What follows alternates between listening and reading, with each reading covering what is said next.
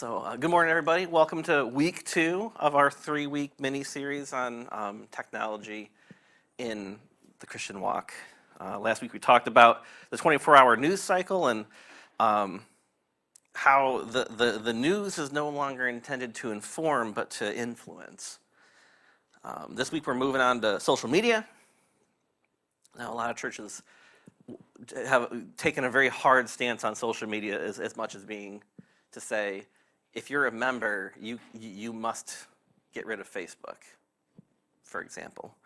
I'm not quite going that far on the social media is bad message, but I feel like it's not that cut and dry. Like anything, it can be misused, but they often are. But tools can also be used for good and to great effect, even in the kingdom, if you know what you're doing and you're disciplined about it. A couple weeks ago, Emily, she's in the back. Emily talked about smartphones, and I was really glad because as I was conceiving this message, there was no spot to put smartphones, and then she addressed it early. And she had this excellent idea hidden right at the end where she said that your phone is hungry for your attention. I thought that was a great way of describing what our phones are doing in our lives, and one of the biggest culprits of that hunger is social media. So if you remember last week, I asked you to consider a question about technology. What problem is technology marketed to solve? And what problem does it actually solve? This week we're going to look at how though social media is marketed to improve connections between people, it's actually designed to foster engagement in the platform itself. Not connection, engagement. Connection benefits you. Engagement profits them. So I want to be clear about engagement because we're going to hear it a few times today. What does the word engagement actually mean? Behind the curtains of whatever social media platform you're using, there are algorithms measuring everything. How long you look at each post, who you interact with, and what makes you stop scrolling. There's little timers all over the place to the millisecond. And it's not measuring these things to help you build better, healthier relationships, right? It's measuring them to figure out what keeps you staring at the screen most effectively. And think about it. What would keep you more engaged? A friend posting about their Tuesday, or that frenemy posting about how they're living their best life, just making your blood boil, right? That's the second one. And the platform is going to show you more of that. That's what engagement means to them. The algorithm is doing that kind of math in the background to drive engagement over connection. And confusing those two words is where the trouble really begins on social media. So last week I said that talking about technology is just an excuse to talk about values. This week we're talking about social media, but really we're talking about fruitfulness. Jesus said that a life connected with him would be fruitful. Not fruitful in some vague spiritual sense, but visibly, practically, and relationally. Today I'm going to try to explore how social media subtly threatens our ability to be fruitful, both in the kingdom and in our everyday life, in our relationships and our responsibilities, all those things that make up a well-lived life. That said, I also intend to be honest with you about the way that social media can be used well, even if most of us aren't doing it yet. And I got to be honest, as a technology guy, I kind of hate social media. Like, you probably wouldn't guess that, but I just can't stand it. YouTube's okay. I like videos, but like Facebook and, I want to say MySpace, but that doesn't count anymore. All those things, I'm not a big fan. So I'm going to try to set that aside for this message.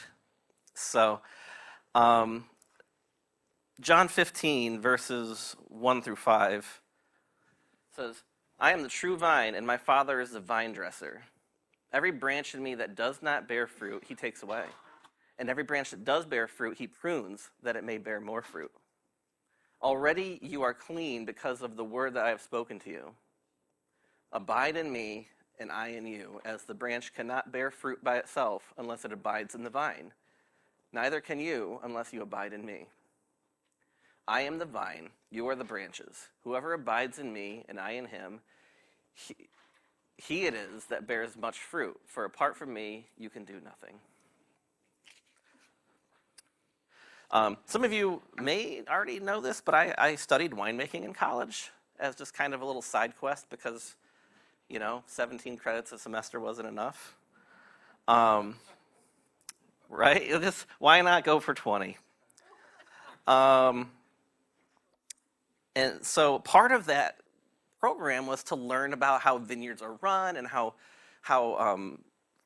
grapevines work and how they're maintained and all those things. And so this passage has a ton of nuance that I never got until after I had taken those classes. So we're going to talk about a couple important terms. The vine dresser, as you probably guessed, is the person who's responsible for monitoring the health and fruitfulness of each and every plant. They're absolute experts and will go through periodically and make tiny little adjustments to the plant. Now, Jesus makes an important distinction here that some parts get removed and others get pruned. And you might think that those are one and the same. And removed is like cutting it completely off at the base, at the vine, whereas pruned is you just trim it back a little bit. And the whole point of pruning, and I love this, I got this out of a winemaking class, not out of a theology textbook. The whole point of pruning is to make sure that the plant has an overdeveloped root system for its size so that it can pour generously into its fruit. It's what makes them productive. If you don't do that, a plant will grow as large as it possibly can and then have just a little bit of energy left over to pour into the measly little fruit that's hardly worth eating. Because it's too busy maintaining its own existence. Does that sound kind of familiar to you? So in this passage, God is monitoring the church, and the things that are connected to Christ that are producing no fruit get removed. Meanwhile, the things that are connected to Christ that are producing fruit get trimmed back, so that the roots are more than sufficient for the task of producing the fruit he wants us to produce. We didn't read all of them, but in verses 1 through 10, the word that we translate to abide appears 11 times. Jesus is hammering on this one idea: stay connected, remain, dwell. Don't visit Jesus, live in him. This is an important distinction in Christian living. Our culture, and social media in particular, right, which is kind of like, we almost take as some mirror of culture when it really isn't, but in social media, we define success by output and metrics like visibility and followers and likes and shares and influence. Jesus defines fruitfulness by connection. The branch doesn't strain to produce fruit. It produces grapes because it's part of the vine. The fruit is the natural overflow of abiding, letting God do what he's trying to do in life. When we try to be productive for God without abiding, that's where we get burnout in church, and we get this bitter religion instead of faith. When we abide is when the fruit happens. And there's a great example of that sitting right here in this room. Dawn and I have had many conversations about how much she would very much like to be doing worship. But God has placed her in a different role right now. God has uprooted her from worship where she was producing good fruit and replanted her in his youth garden. Not a kindergarten, obviously, but now she's in his youth garden. And she's bearing fruit. Dawn's ability to abide and to let God do what he's trying to do, imperfectly as we all do, of course, right? But faithfully, has allowed her to bear fruit in the kingdom the way that God evidently wants her to bear fruit right now. And that's what this looks like. So good job, Dawn. Now I want you to see that there's two kinds of pruning systems at play here. God prunes what is already fruitful to make it more fruitful. And I don't want to embarrass you, Dawn, but going back to Dawn's example, she was already bearing good fruit in the kingdom, and then God pruned it back and said, I want you to take a break from that for now It's probably not forever, but for now, I want you to do this other thing instead. I want you to focus on the youth. And she did, right? And it's been good. Now, the algorithm of social media also prunes. It prunes your feed, it prunes the opinions that it shows you, it prunes your attention. But its purpose is to make you more engaged in the platform, more profitable to them. Both are shaping you in real and important ways. Both are cutting things away and reinforcing other things. But God's process is aimed at helping you to flourish and to bear fruit in his kingdom that will last forever. The other is aimed at simply harvesting your attention for profit. You're being pruned by something. The important question is, by whom and for what purpose are you being pruned? One of the most simple and unavoidable truths of Christian living is that abiding takes time. Everything takes time. Thinking takes time. Cooking takes time. Children take time. Whatever you value doing requires time to do it. And just like all the other normal things that you have to do in your life, abiding takes time.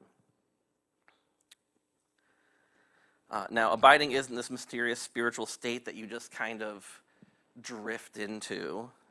It's built from ordinary stuff that takes time. Abiding is prayer and scripture and silence and worship and quality time with other believers, doing life with your church family. Abiding is service in the church. All of these things take time, and time is the one resource that social media is specifically, expertly designed to monopolize. Ephesians 5:15 and 16. I love this one. Look carefully then how you walk, not as unwise, but as wise, making the best use of the time because the days are evil. Paul's using marketplace language here. The word that we translate for making the best use of time, making the best use, is it's a word that would normally be meant to mean like buying up or redeeming something. Time is a limited quantity or commodity, and we all only get the 24 hours in a day. And Paul is telling us to snap it up like a shrewd buyer before the opportunity gets away from us. Social media's business model is built upon purchasing your time with tiny little hits of dopamine. And so the natural question here is it a good exchange? Typical Americans spend between 2 and 3 hours a day on social media. That's 14 to 21 hours a week on average. Right, and you know how averages work. There's people like me who do their quarterly check-in on social media, sweat it out for 10 minutes and put it away until next quarter. And there's other people who are doing way more than those 21 hours. But 14 to 21 hours is a part-time job. Now, if any one of you came to me and said, hey, I'm thinking about adding a part-time job to my situation here, I would have some questions like, oh, that's cool. Why do you want to do that? What are you going to get out of it? And is that a good idea? But a vast majority of us are already working a part-time job. We're just not getting paid for it. YouTube and Facebook and Instagram are getting paid for our time instead. So if fruitfulness requires abiding, and abiding requires time and attention, what happens when something else fills the available space? Jesus told a parable about exactly that thing. Any guesses which parable I'm thinking of?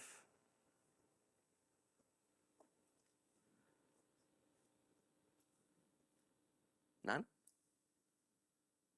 Not even a guess? What parable did Jesus tell that talks about what happens when something else is already filling up all of the time available? You guys didn't know there's going to be a quiz today.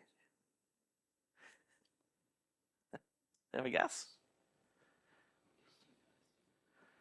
Does it rhyme with thorns? Oh. The parable of the sower is what I had in mind. Obviously, right? The parable of the sower. Perfect. Great job, everybody. Matthew 13:22 says, as for what was sown among the thorns, this is the one who hears the word, but the cares of the world and the deceitfulness of riches choke the word, and it proves unfruitful. A funny story, the core concept of this message came out of a business meeting that I was in a few weeks ago, where there was some need identified that we might be able to do to like benefit the customer. And I was like, oh yeah, and I had this whole idea, yeah, we could get after it this way, and like I really want to invest some time in this. And I had this clear picture of what the next year would look like of doing that, and like it was a good task and a clear plan. But then on the heels of that, I came to the obvious follow-up. Where on earth am I going to find the time for that? Guys, life is busy. We have family obligations and work obligations and church obligations, social obligations. We have hobbies and goals. Some of us might be going to school or be aspiring to go to school. And these aren't evil, sinful things. Most of them are good and necessary. But they fill the schedule. For most of us, of course, the young ones may not remember, well, certainly don't remember this, but before social media came along, we were busy then too. These things all filled our schedules then too. And here's the thing, that we're busier now than we've ever been, but I don't think that we're really any more fruitful as individuals or as a society. Ecclesiastes 4:6 says, better is a handful of quietness than 2 hands full of toil and striving after the wind. Some great old-fashioned wisdom, isn't it? That sometimes busyness isn't always good, and sometimes it's just emptiness dressed up in a different suit. We've talked about how important rest is in many previous sermons, and I'm not trying to beat anybody up and make you feel like you're lazy or something because you're looking at social media. You're not lazy, and you are deserving of rest. Most of us are exhausted, and along comes social media claiming to be some form of rest, but it isn't rest. It's consumption disguised as rest. So let me see if anybody can relate to this image. You get home, you sit down after a long day, you open your phone for 5 minutes, and 45 minutes later you've produced nothing, connected with no one, and you're somehow more tired than when you started.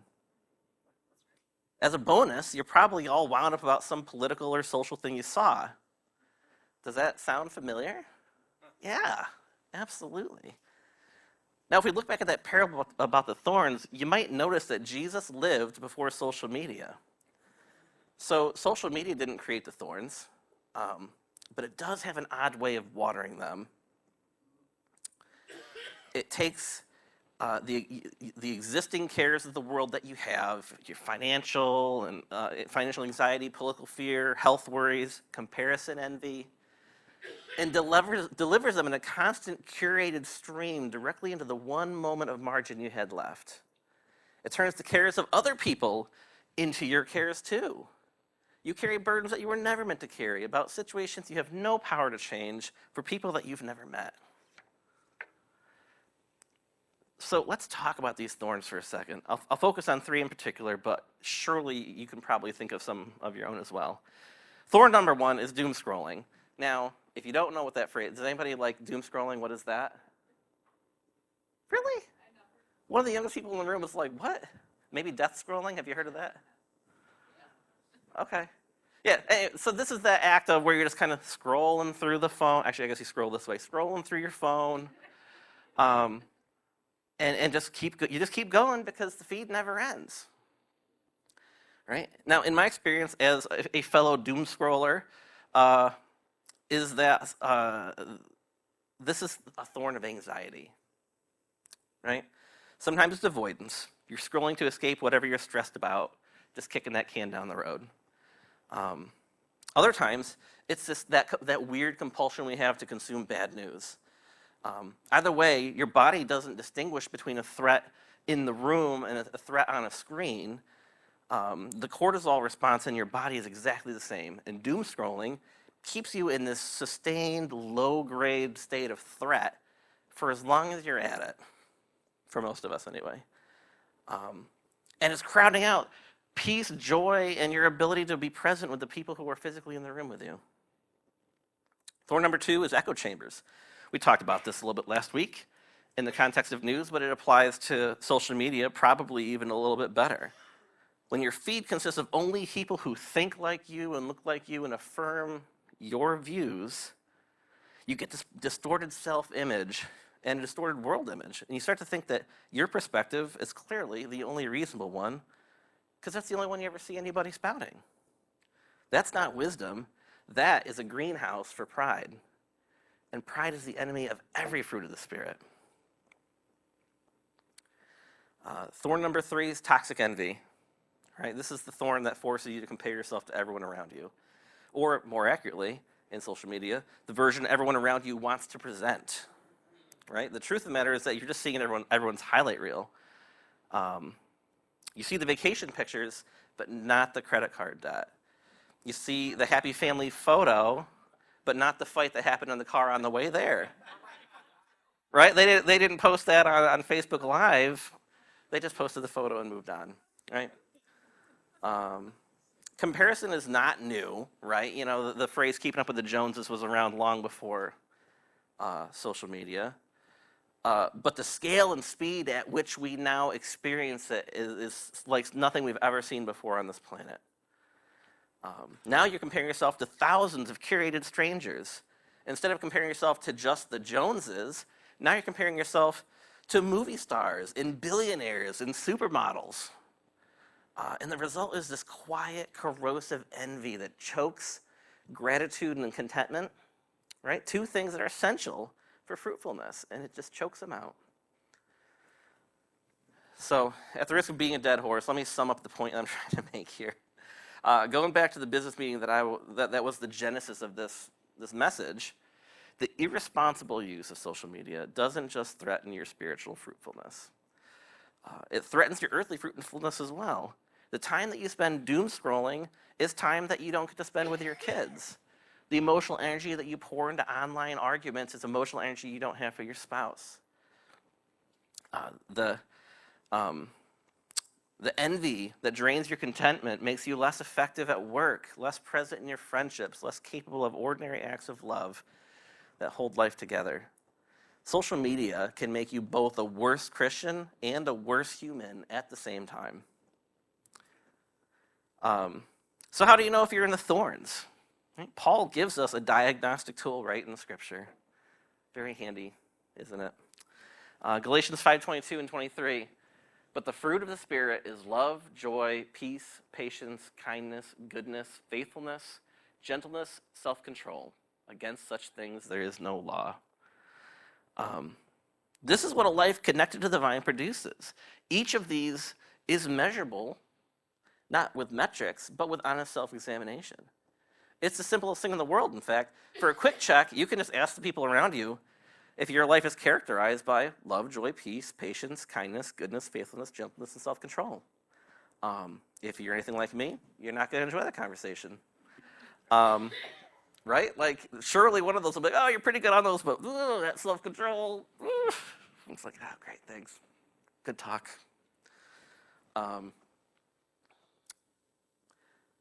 The likely reality is that we're producing and not producing various fruits at different levels.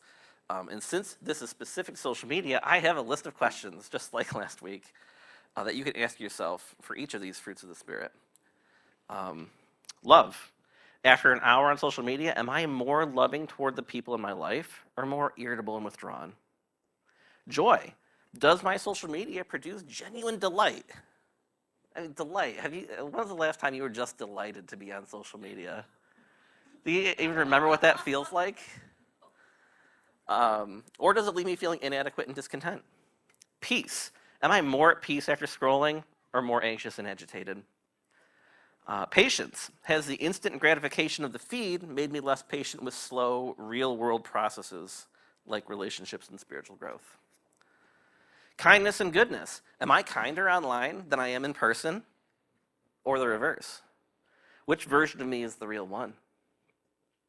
Faithfulness. Am I faithful to the people and commitments that are physically present, or am I chronically distracted? Gentleness. Maybe this is harder to read out loud than I thought. Gentleness. Does the way I engage online reflect the gentleness of Christ? Or have I adopted the combative posture of the platform? Self-control. Can I put it down? Honestly? And if you can't, that's not a habit, it's a leash. And leashes are not good. So if the answer to some of those questions is no, there's a very good chance that you are in the thorns. You've heard the word, you've agreed with Jesus that the life he offers is good, but the cares of the world are choking out the fruit of the Spirit in your life. Whew, okay, so that was a lot of doom and gloom, and I apologize. But like I said in the beginning, social media is a tool, and tools can be used for good. It can be used for genuine connection and for building up the kingdom. Churches reach people through it. This church uses Facebook and YouTube to reach people. We share our sermons, we advertise for the food pantry, we post events like game nights that people can come to. Those are publicly visible to anyone in the area. When those messages meet the right people, it fosters connection. People come and gather here, they receive encouragement and help and hope. Isolated believers find communities through social media. My sister and brother-in-law remained connected to a church in Tennessee while they lived first in Colorado and then in New Mexico. Families separated by distance stay connected through it. When I was stationed overseas, things like Facebook were essential for staying up with what was happening in my family and my friend group, and for me to share what was going on, because it's not cheap now, but it was not cheap then to make a phone call from Europe to the U.S. You couldn't call everybody. There's no way. So the technology is not inherently evil when used responsibly. Here's the thing, though. Most of us aren't using it responsibly. I spend about 15 minutes a week managing the church's YouTube, and Ivy spends at most an hour a week managing the church's Facebook. It's probably closer to 15 minutes as well. And that's not what most people's social media looks like. The gap between the useful tool that social media can be and the plague that it typically is enormous. Using social media responsibly requires intention and discipline if you want to be the valuable tool in your life and in the kingdom that it could be, especially when the platform is engineered to undermine that effort. It's like trying to eat one chip from a bag that was engineered by the top scientists of the world to fall apart once opened, right? Or to take 4 or 5 sips out of that 20-ounce bottle of soda that has 2.5 servings in it, right? It's almost impossible, right? Almost all of us eat the whole bag of chips and drink the whole bottle of soda because everything about the packaging is telling us that's how it's meant to be used. So essentially the question is this: is social media a tool or is it a crutch in your life? A tool has a specific purpose. You pick it up, you use it for that purpose, and then you put it away. A crutch is something that you lean on because you can't stand without it. So you have to ask yourself, do I use social media for a specific purpose and then close it? Or do I open it because I'm bored, lonely, anxious, or avoiding something? The first is a tool. The second is a crutch. And most of us are leading.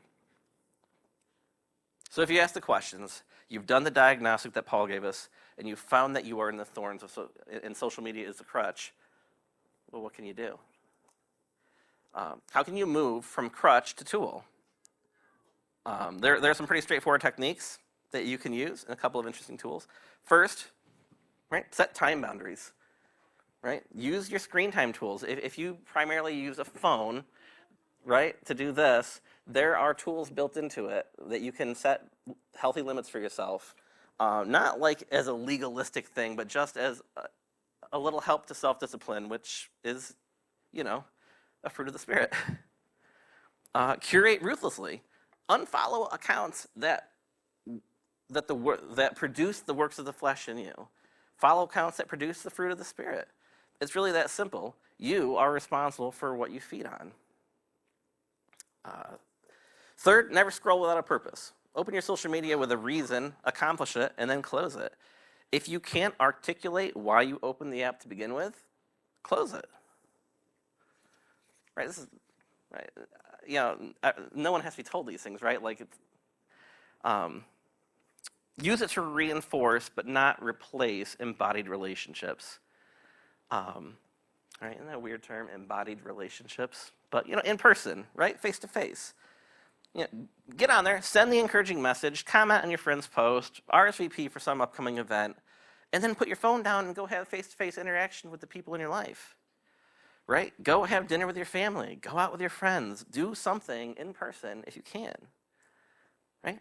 Here's a crazy one. Hang out with your spouse, should you have one, right? Uh, Um, consider a fast, right? A week without social media will teach you more about your relationship with it than a year of thinking about it. This is on par with giving up drinking for a week. Some people find out that they can't actually give up drinking for a week, and then they know they have a problem, right? That's the kind of information that should be forming your next steps in life in all kinds of areas. So a fast could be extremely valuable. And then as a side note, I found this tool online. If you happen to use social media on a computer, like a caveman, this tool is for you. It's called something like social media feed destroyer or something like that, and it's tremendous. It just takes the feed away. It just hides it. So you get into social media, and like the normal workflow is open social media, be immediately assaulted with a riot of colors and sounds and noise and ads. Nothing you actually care about is a general rule. But this tool, that all goes away. You have to go in, and then you're like, well, what do I do now? You got to go and open your messages and send the message that you meant to send, and then you're still not distracted because there's nothing there, so you just turn it off and you move on with your life, right? If you have a problem with social media, and if just cutting it out of your life isn't an option, this might be an excellent tool for you. So, check it out. Now, like I said, of course, it doesn't work on your phone, so you might have to limit yourself to only ever getting on social media on your computer. And, maybe it's a good thing. So as we're bringing this to a close, I'd like to go back to the Psalms. Now, does anybody remember what I always say about the Psalms and Proverbs? Yes. If you want to love God, read the Psalms. If you want to be wise, read the Proverbs. Obviously, that's not an either-or situation. You should be reading them both, right? But sometimes the Bible's a tool, too, and sometimes what you need is a little wisdom. Wise lovers. There you go. So the opening salvo of the Psalms, Psalm 1, verses 1 through 3. We got some distraction back there, I think. It's okay. Okay. Blessed is the man that walks not in the counsel of the wicked, nor stands in the way of sinners, nor sits in the seat of scoffers. But his delight is in the law of the Lord, and on his law he meditates day and night. He is like a tree planted by streams of water that yields its fruit in its season, and its leaf does not wither. In all that he does, he prospers. Now, I don't know how much time people in this church spend staring at trees, but I am positive you have never seen a tree in any kind of a hurry at all. Right? You've never seen a tree performing for a crowd or comparing itself to its neighbors. You've never seen an apple tree being like, boy, those acorns look interesting. I should try that out. Right? You've never seen a tree scrolling social media. It's just there. It just is. It's there, rooted in a place. And it draws life from a deep, quiet source. And then the fruit comes when it comes, not on the tree's schedule, but in its season. If we think back to John 15, Jesus didn't say, strive and you will be fruitful. He said, abide and you'll be fruitful. Fruitfulness is the natural overflow of a life that's rooted in Jesus Christ. The discipline isn't producing fruit. God does that. The discipline is protecting the soil, guarding the time, staying connected to the vine instead of to the feed. Proverbs 4:23 says, keep your heart with all vigilance, for from it flows the springs of life. The word we translate here for keep is a military word for guarding or keeping watch. You guard your heart like you'd guard a city gate, because what comes through it determines what flows out of your life. So this week, try one thing. Before you open a social media app, ask yourself, is this the right tool for right now, or is this a crutch? If it's a crutch, put it down. Put it down anyway, and do the thing you're actually avoiding. Be it a conversation with your spouse, 10 minutes in the Word, a walk outside, stillness. Whatever you're avoiding, go do that instead.